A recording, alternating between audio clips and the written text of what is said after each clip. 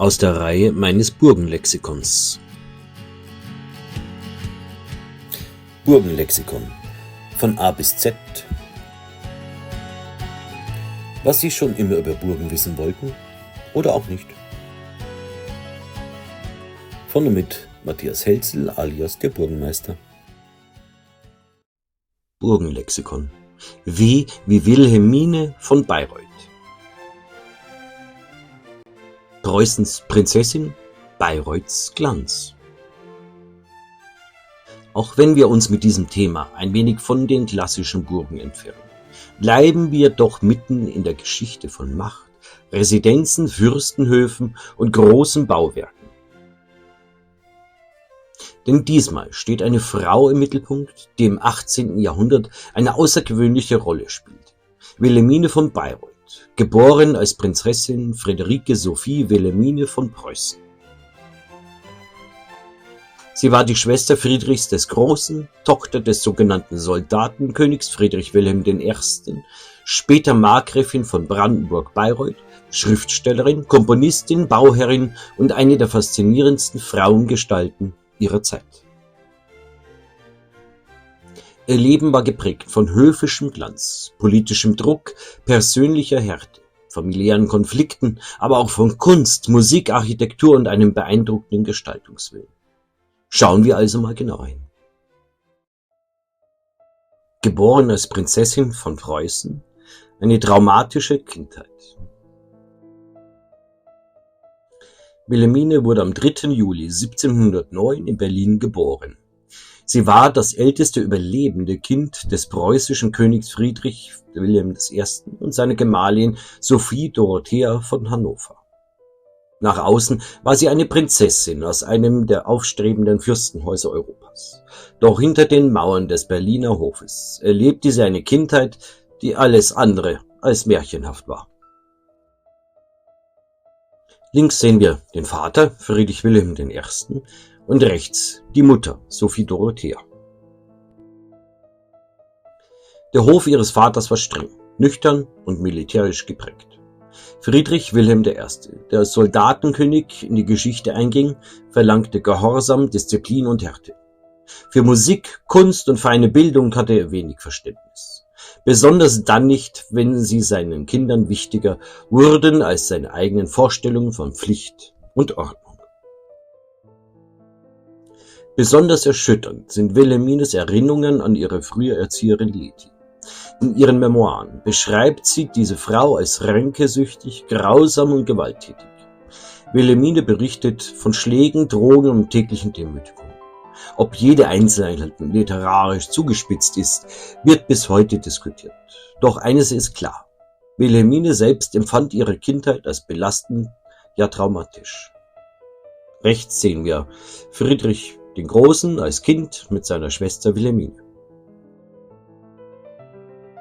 Erst mit der späteren Erzieherin Dorothea Luise von Wittenhorst-Sonsfeld, von Wilhelmine liebevoll Sonsine genannt, fand sie eine Vertrauensperson. Diese Frau begleitete sie später sogar nach Bayreuth und blieb ihr bis zu ihrem Tod eng verbunden. Geplant als Königin von England. Schon als Kind war Wilhelmine nicht einfach nur Tochter, Schwester oder Prinzessin. Sie war politisches Kapital. Ihre Mutter Sophie Dorothea stammte aus dem Haus Hannover, das seit 1714 den englischen Thron innehatte. Deshalb wurde früh über eine Ehe Wilhelmines mit dem britischen hannoveranischen Thronfolger Friedrich Ludwig nachgedacht. Für Wilhelmine bedeutet das, sie hätte eines Tages Königin von England werden können.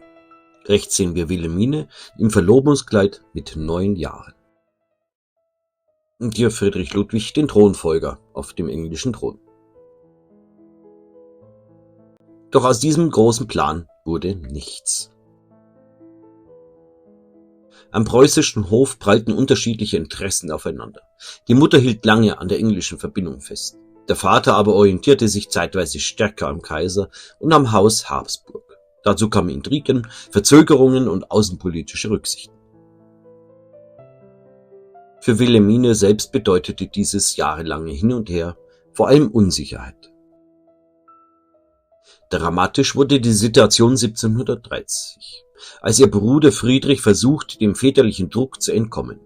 Gemeinsam mit seinem Freund Hans Hermann von Katte plante er die Flucht.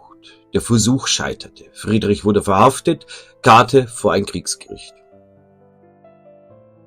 Das Gericht verurteilte Katte zunächst nicht zum Tod, sondern zu lebenslanger Haft. Doch Friedrich Wilhelm I. verschärfte das Urteil eigenmächtig. Katte wurde hingerichtet. Für Friedrich war dies ein seelischer Schock, für Wilhelmine ebenfalls. Auch sie geriet in den Verdacht, von den Plänen gewusst zu haben. Sie wurde isoliert, überwacht und massiv unter Druck gesetzt. Rechts sehen wir Hans Hermann von Katte. Und hier wird er hingerichtet vor den Augen von Friedrich. In dieser Situation setzte der König schließlich ihre Heirat mit dem Bayreuther Erbprinzen Friedrich durch. Sogar Wilhelmines vertraute Erzieherin, der Sonsine, soll gedroht worden sein, sollte sie ihre Schülerin nicht zum Gehorsam bewegen. So wurde aus der möglichen Königin von England eine künftige Markgräfin von Bayreuth. Verehelicht als Markgräfin von Bayreuth. Am 20. November 1731 heiratete Wilhelmine im Berliner Schloss den Erbprinzen Friedrich von Brandenburg-Bayreuth. Hier sehen wir das Berliner Stadtschloss etwa um diese Zeit. Hier sehen wir den sogenannten Waisensaal oder die Bildergalerie vor der Zerstörung im Zweiten Weltkrieg. Diese Ehe war politisch arrangiert, doch anders als bei vielen Fürstenehen entwickelte sich zwischen Wilhelmine und Friedrich zunächst tatsächlich Zuneigung. Beide teilten Interessen an Musik, Theater, Kunst und höfischer Kultur. Hier rechts sehen wir den Erbprinzen von Brandenburg-Bayreuth. Und hier sehen wir Wilhelmine als Braut. 1732 reiste Wilhelmine nach Bayreuth. Sie war schwanger, voller Erwartungen und zunächst bitter enttäuscht. Die kleine fränkische Markgrafschaft entsprach nicht dem Glanz, den sie aus Berlin kannte. Das alte Schloss in Bayreuth erschien ihr dunkel, altmodisch und schlecht ausgestattet. Auch der Hof wirkte auf sie provinziell. Wilhelmine kam aus einem Königshaus, das trotz aller Strenge europäische Bedeutung beanspruchte. Bayreuth dagegen war ein kleines Fürstentum im Schatten der großen Mächte.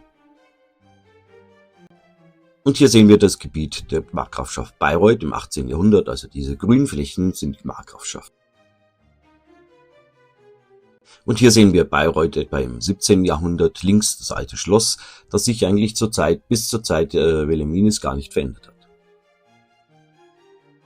Hier sehen wir links ihren Schwiegervater Georg Friedrich Karl von Brandenburg-Bayreuth und rechts ihre Schwiegermutter Dorothea, eine Geborene von Holstein.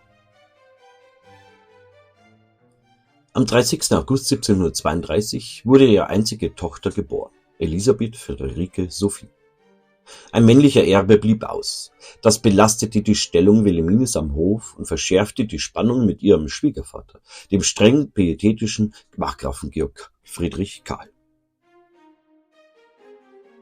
Wilhelmine beschrieb ihren Schwiegervater später als jähzornig, misstrauisch und ständig betrunkenen Fürsten, der seine eigene Schwiegertochter während ihrer Schwangerschaft schikanierte. Als sein Sohn sie verteidigte, eskalierte der Streit derart, dass Vater und Sohn schließlich handgreiflich wurden und sich, wie Wilhelmine selbst schrieb, wie Bierkutscher prügelten. Nach dessen Tod 1735 änderte sich die Lage grundlegend. Wilhelmines Gemahl Friedrich wurde regierender Markgraf und Wilhelmine erhielt nun die Möglichkeit, Bayreuth nach ihren Vorstellungen mitzugestalten. Modernisierung eines kleinen Staates. Als Wilhelmine nach Bayreuth kam, traf sie auf ein Land, das aus ihrer Sicht in vielerlei Hinsicht rückständig wirkte. Vieles war von Sparsamkeit, Pietismus oder alter Hofordnung geprägt. Doch Wilhelmine war keine Frau, die sich einfach mit dem Gegebenen abfand. Gemeinsam mit ihrem Mann begann sie, das Markgrafentum neu auszurichten. Der Hof wurde reformiert, alte Abhängigkeiten wurden gelöst, Korruption und verkrustete Strukturen zurückgedrängt. Friedrich war als Herrscher nicht immer entschieden. Wilhelmine aber besaß Geist, Bildung, Urteilskraft und politischen Instinkt. Gerade hier zeigt sich eine wichtige Seite ihrer Persönlichkeit. Wilhelmine war nicht nur eine empfindsame Künstlerin. Sie war auch eine Frau, die politische Zusammenhänge verstand. Sie erkannte, dass ein Fürstenhof mehr sein konnte als Verwaltung und Repräsentation. Ein Hof konnte ein kulturelles Zentrum sein, ein Ort, an dem Architektur, Musik, Wissenschaften und Bildung zusammenwirkten. Und genau das wurde Bayreuth unter ihrem Einfluss. Aus einer eher unscheinbaren fränkischen Residenz entstand ein kultureller Mittelpunkt des 18. Jahrhunderts. Nicht durch Kriege, nicht durch Eroberungen, sondern durch Kunst, Bildung und Gestaltungswillen. Schöpferin bedeutender Kulturgüter.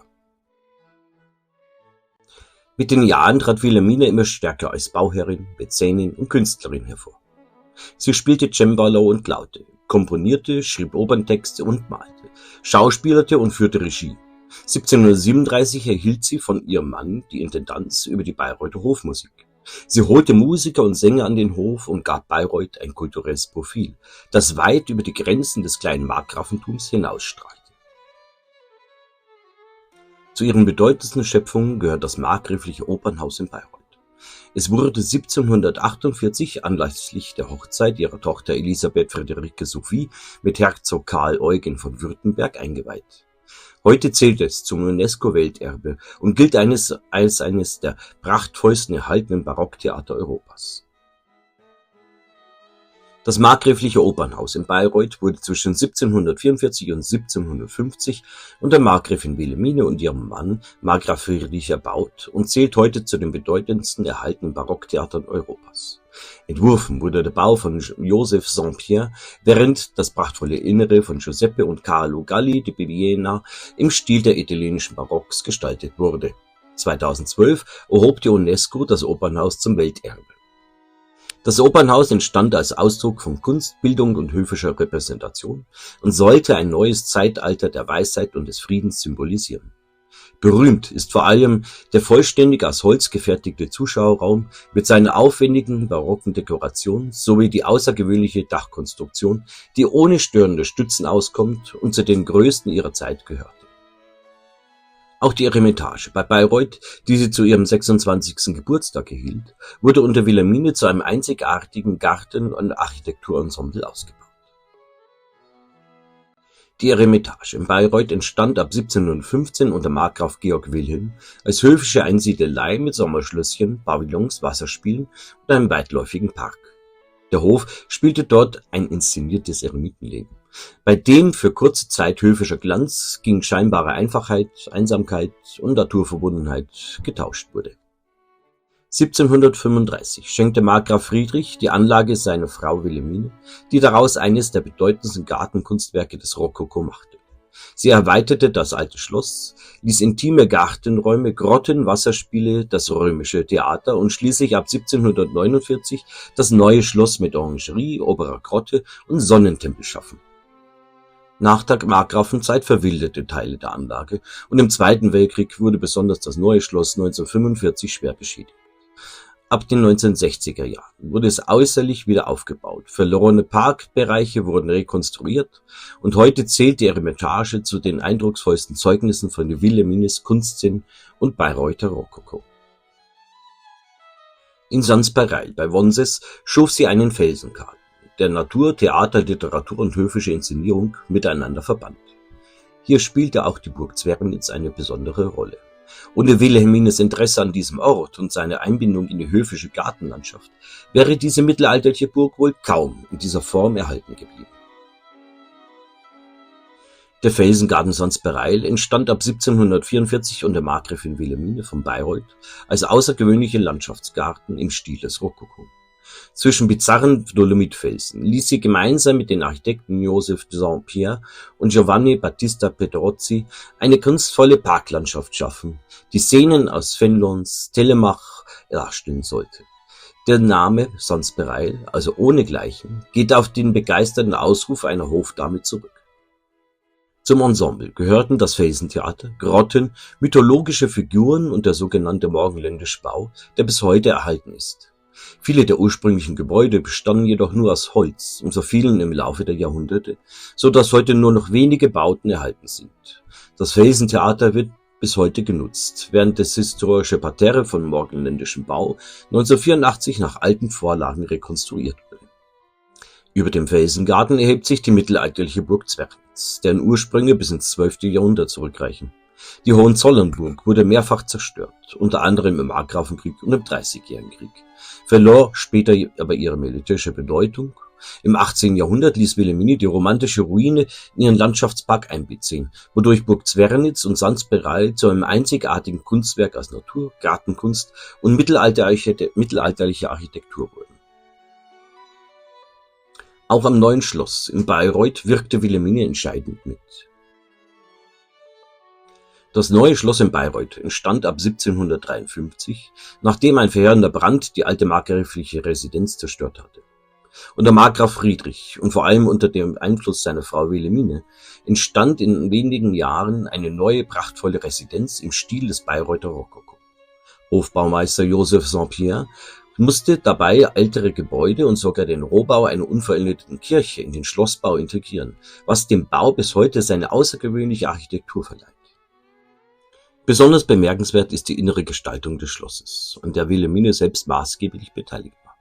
Statt streng geordneten höfischen Raumfolgen entstanden kunstvoll verschachtelte Gemächer voller Fantasie, darunter das berühmte Spiegelscherbenkabinett, das Palmenzimmer und prachtvolle Musik- und Spalierzimmer. Viele Räume haben sich bis heute nahezu vollständig im Originalzustand erhalten und zählen zu den bedeutendsten Rokoko-Innenräumen Deutschlands. Zum Schloss gehört der weitläufige Hofgarten mit Kanälen, Inseln, Alleen und barocken Skulpturen, der bereits im 18. Jahrhundert öffentlich zugänglich war. Das Neue Schloss wurde später von preußischen Königen, Napoleon Bonaparte und zahlreichen bedeutenden Persönlichkeiten genutzt und blieb ein wichtiges kulturelles Zentrum Bayreuths. Heute beherbergt es mehrere Museen und gilt gemeinsam mit dem Markgräflichen Opernhaus und der Eremitage als Höhepunkt der Baukunst Wilhelmines von Bayreuth. Und selbst Schloss Phantasie, das sie noch mitentwarf, gehört in diesen Kreis ihrer Bau- und Kulturprojekte. Schloss Phantasie bei Bayreuth wurde ab 1758 als Sommerresidenz für das Markgrafenpaar Friedrich und Wilhelmine von Brandenburg-Bayreuth erbaut. Die Eindrücke einer Italienreise, besonders italienische Villen und Gartenanlagen, prägten die Gestaltung des Schlosses und des Parks. Nach Wilhelmines frühem Tod führte Markgraf Friedrich den Bau weiter, doch auch er erlebte die Fertigstellung nicht mehr.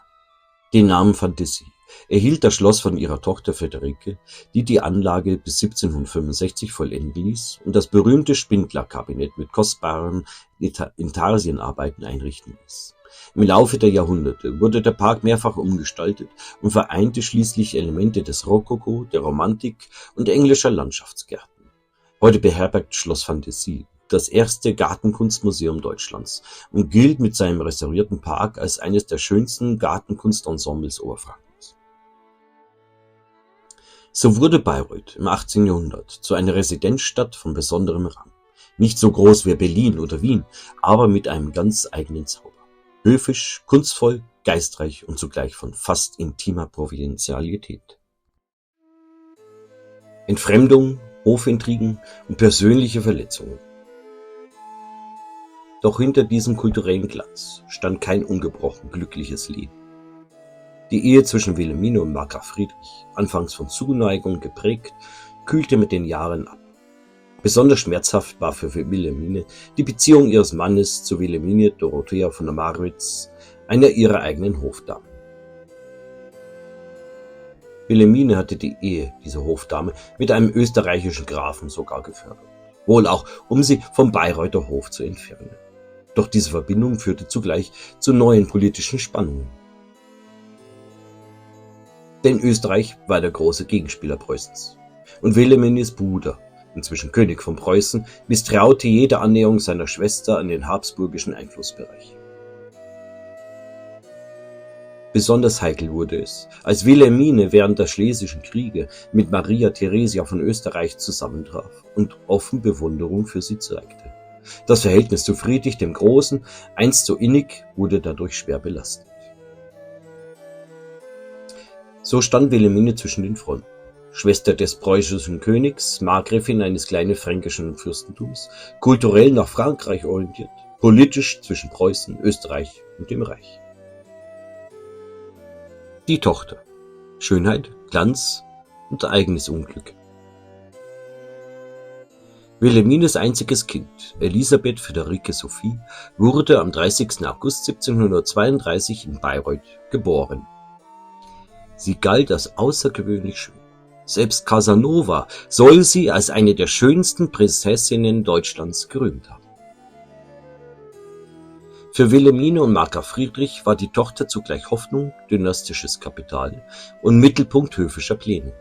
1748 wurde Elisabeth Friederike Sophie mit Herzog Karl Eugen von Württemberg verheiratet. Diese Hochzeit, Elisabeth war bei der Verlobung 11 Jahre und bei der Hochzeit 16, wurde mit großem Aufwand gefeiert. Was hier nicht steht, Bayreuth wurde dadurch fast ruiniert. Das markgräfliche Opernhaus wurde in diesem Zusammenhang eröffnet und Bayreuth zeigte sich für einige Wochen im Glanz eines europäischen Festhofes. Doch auch diese Ehe wurde nicht glücklich. Zunächst schien die Verbindung vielversprechend, doch Karl Eugen wandte sich bald anderen Frauen zu. Der erhoffte männliche Erbe blieb aus. Das einzige Kind des Paares, eine Tochter, starb bereits 1751, kurz nach ihrem ersten Geburtstag. Die Ehe zerbrach. 1756 kehrte Elisabeth Friederike Sophie nach Bayreuth zurück. Nach dem Tod ihrer Mutter nahm sie an deren Beisetzung teil und blieb schließlich getrennt von ihrem Mann. Später lebte sie in Neustadt an der Aisch. Nach dem Tod ihres Vaters erbte sie Schloss Fantasie westlich von Bayreuth. Dort ließ sie die Anlage vollenden und gab ihr den Namen, den sie bis heute trägt, Fantasie. So setzte auch Wilhelmines Tochter auf ihre Weise die Verbindung von Residenz, Rückzug, Kunst und persönlichem Schicksal fort. Tragödie am Ende ihres Lebens. Wilhelmines letzte Jahre standen im Schatten von Krankheit, Krieg und persönlicher Erschöpfung. 1756 begann der Siebenjährige Krieg. Ihr Bruder Friedrich kämpfte um Preußens Stellung in Europa. Bayreuth versuchte sich so gut wie möglich aus diesem Konflikt herauszuhalten. Doch die politischen Spannungen waren überall spürbar. Wilhelmine bemühte sich um Vermittlung, schrieb Briefe, beobachtete die Lage und blieb zugleich tief mit ihrem Bruder verbunden, trotz aller früheren Entfremdungen. Am 14. Oktober 1748 starb Wilhelmine in Bayreuth. Sie wurde nur 49 Jahre alt. Rechts sehen wir ein älteres Bild von ihr. Am selben Tag erlitt Friedrich der Große in der Schlacht bei Hochkirch eine schwere Niederlage. Für ihn war der Tod seiner Schwester ein tiefer persönlicher Verlust. Jahre später ließ er im Park von Sanssouci den Freundschaftstempel errichten, ein Denkmal für die Schwester, die ihm von Kindheit an so nahe gestanden hatte. Wilhelmine wurde in der Schlosskirche Bayreuth beigesetzt. Neben ihr fanden später auch ihr Mann und ihre Tochter ihre letzte Ruhestätte. Was von Wilhelmine blieb. Was also blieb von Wilhelmine von Bayreuth? Keine großen Schlachten, keine eroberten Länder, keine Krone von England. Geblieben ist etwas anderes.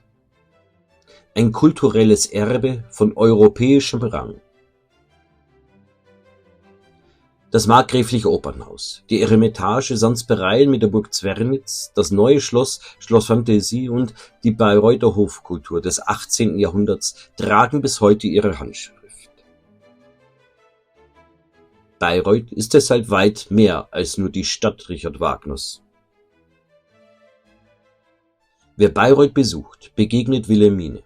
In den Sälen, in den Gärten, in der Architektur, in den Blickachsen, in der Verbindung von Natur, Kunst und höfischer Inszenierung. Die ehemalige Markgrafschaft Bayreuth ist ein Geschichtsraum, in dem man sehen kann, wie stark eine einzelne Frau die kulturelle Gestalt einer ganzen Region prägen konnte. Wilhelmine von Bayreuth war keine Herrscherin im klassischen Sinn. Sie führte keine Armeen, regierte kein Großreich und bestimmte nicht die europäische Politik ihrer Zeit. Und doch schrieb sie Geschichte. Sie zeigt uns, dass Macht nicht immer nur auf Schlachtfeldern sichtbar wird. Manchmal zeigt sie sich in Bauwerken, in Musik, in Gärten, in Bildung und in kulturellen Gestaltung. Frauen wie Wilhelmine haben Kunst- und Kulturgeschichte geschrieben, oft leiser als Könige und Feldherren, aber nicht weniger nachhaltig. Wer mit offenen Augen durch Bayreuth, Sanspereil oder Schloss Phantasie geht, der erkennt, Geschichte spielt nicht nur aus Kriegen oder Herrschaftsnamen. Sie besteht aus Menschen, die aus Schmerz, Bildung, Fantasie und Willenskraft etwas Bleibendes geschaffen haben. Und genau deshalb gehört Wilhelmine von Bayreuth hier erwähnt. Danke, dass Sie dabei waren. Ich hoffe, Sie konnten ein Stück Burgengeschichte, Burgenwissen mitnehmen. Ihr Matthias Helzel alias der Burgenmeister. Und nicht vergessen, abonnieren und liken ist kostenlos. Dieses Video wird präsentiert und unterstützt von der Vermittlung Historischer Immobilien OHG.